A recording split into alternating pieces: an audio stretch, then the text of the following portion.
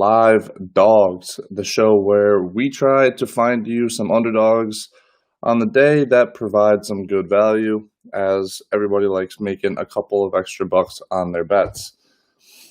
So today we have the start of the NBA playoffs, which is exciting for sports fans, but also exciting for betting purposes, and that's what I want to start with. So the first bet of the day is actually an alternative line. Nets +8, you can get it at around +120 in their first game against the Raptors. And so this is more of just a personal thing in any playoff game and in most games in general. I don't like laying double-digit points. As you see on the screen, the line is set at +10 right now. So I took a couple points off to get a little better value, as it is an underdog show. Don't get me wrong, the Raptors have been one of the best teams since the NBA restart. A lot of people probably argue that they are the hottest team right now. But the Nets also have overachieved since starting again. Most people had them locked in hard as the 8th seed. They actually played well enough to move up to the 7th seed and got a draw against the Raptors. So for better or for worse, but either way, I like the line at +8. I think it'll be a close game. Probably for a while at least. I could see maybe the Raptors pulling away late in the game. But it's the playoffs. People are playing for their lives, and so that's why I just think 10 is a little heavy to lay. So buy a couple points or sell a couple points and get some good money on it. And now moving into another NBA game today, and this is probably one that I'm most intrigued on, is the Mavericks, who are +220 on the game versus the Clippers, and also +380 on the series, which I think is a decent value bet. I still think the Clippers should win, but there are some concerns for Los Angeles that I think the Mavericks could take advantage of. First of all, the Mavericks have Porzingis, who I believe will be a matchup issue for the Clippers. I believe in their last game, he had 30 points against the Clippers, even though the Mavericks lost. But if you look at who's going to be matching up against Porzingis, it'll be some sort of rotation between Montrezl Harrell, Ivica Zubac, and Jeff Green. And obviously, KP has a huge size advantage over Jeff Green if they really want to throw him on him. And also has a size advantage against Montrezl Harrell, and Zubac, while is a 7-footer and has been playing very well. Former Laker got over to LA in a trade. But he is probably their best bet to DM up, but he's someone that they don't like running a lot of minutes. So there'll definitely be opportunities for Porzingis. And if the Mavericks can establish KP as a focal point in the offense, it'll obviously open things up for Luka, which is something that I think will happen and will definitely help the Mavericks. But yeah, as you see, I have Clippers' lack of chemistry, which is an issue for me. This season, the Clippers had 32 different starting lineups, and they only played 29 games that had all three of Kawhi, Paul George, and Patrick Beverley playing together. And so there's a couple ways to look at this one. I would think most people are looking at it as they only had them together for such little time, and they still managed to get the 2 seed. And if you look at all their advanced statistics, they're like top of the line, which is very impressive, don't get me wrong. But now it's the playoffs, things are a little bit different. So I look at it as they did good with the inconsistency, but now it's the playoffs, things matter more. The late game possessions might see how they work together, might be a little shaky. And then obviously when it comes down to the last shot, if you ask the guys, they'll all say, we don't care who it goes to, but once again, it's the playoffs. No one wants to get eliminated. Could cause some issues, even though Doc Rivers is one of the best in the game. But I think the chemistry when it comes to playoff times is huge. And so that's why I like the Mavericks on the game. Obviously, a safer bet would be to take the points. I think it's around 5.5 or 6. But I think +380 on the series isn't that bad of a number and could potentially be worth laying. So yeah, those are my two bets for NBA. There is also two other games, but I don't like them as much. So now we will move into the MLB slate for the day. And the first game is Baltimore versus Toronto. The Orioles have been one hell of a surprise. They're 12-9 overall, I believe, and they've only been favored in one game this season. They've been the underdog every other one, and they still got an above 500 record, which is an accomplishment in itself. But they've been gaining a lot of traction because they have been teeing off on the top pitchers in the league. They faced already this season, they faced Garrett Cole, Blake Snell, Tyler Glasnow, Zach Wheeler, Jake Arrieta, Steven Strasburg, Patrick Corbin, and Max Scherzer. And in those games, they've put up a 6.75 ERA for their opposing pitching, and the Orioles are also 6-3 in those games. So in that group that they faced, there are 5 Cy Young Awards and 6 nine-figure deals. And who do they have today? Hyunjin Ryu, who doesn't have a Cy Young but finished second in voting last year and was the MLB ERA leader.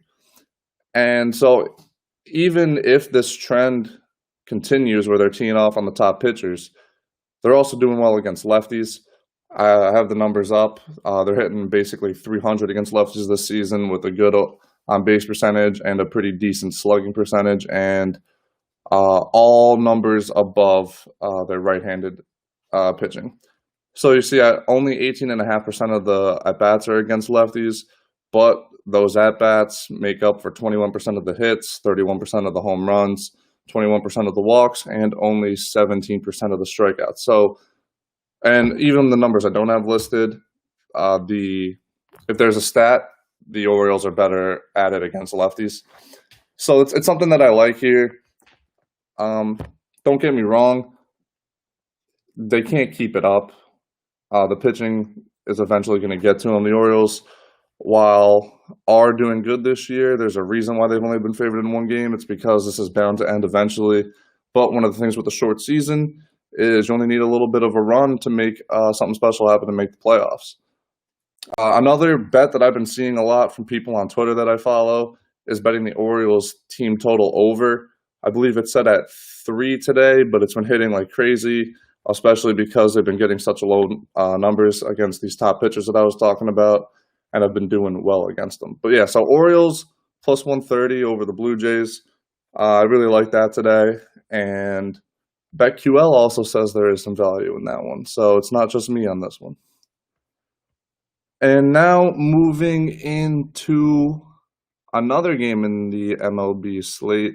It is the Nationals at plus 125. I've actually seen this number up close to 140 on some books. So shop around, see what you can get. But against the Braves. And this is just a matchup that I think is a toss-up. So I'm going to take the value that I see. Anibal Sanchez, and I believe his name's Touki Toussaint. That's my best guess at it anyway. But I have the numbers up. Both pitchers have been bad this year. I mean, a 10 ERA and over a 7 ERA, it's just not good.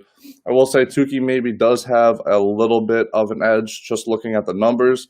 But Anibal Sanchez is a veteran, and I don't think he's completely lost it yet. So he's got some good performances left in him.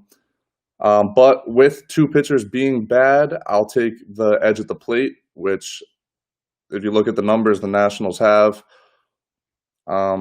But yeah, so literally every stat category the Nationals are above the Braves, but not by much, as the Braves are not a slouch of a team. But there's also a couple trends that I like in this game. If you look at their last 6, and I could have gone further back, but I kept it at 6 just to keep the recency. The Braves are allowing 6.2 runs per game, while the Nationals are scoring 7.3.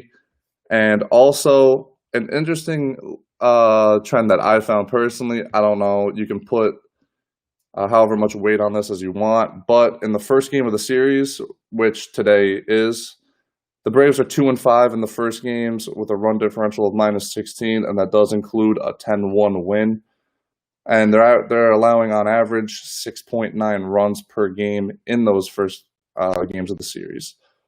So I just think there's a lot of trends here that point towards the Nationals. They're hitting well right now. The Braves aren't pitching well right now. And then this weird stat here that you can do with whatever you want with. But I'll take the edge at the plate with two bad pitching matchups and hope that Anibal Sanchez figures it out a little bit. But yeah, those are my 4 plays on the day. There are a couple of leans as well. I'm not going to go too deep into these. The Marlins plus 125. I think you can get them up to plus 135 too, versus the Mets.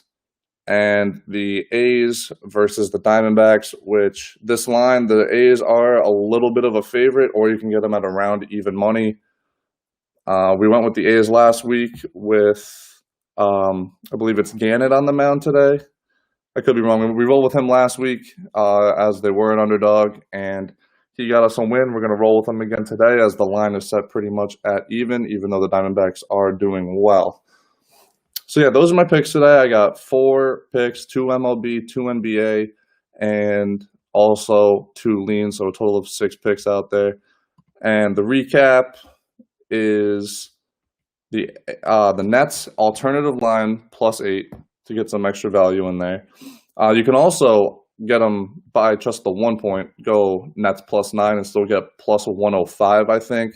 But I took the extra point to get some extra better value.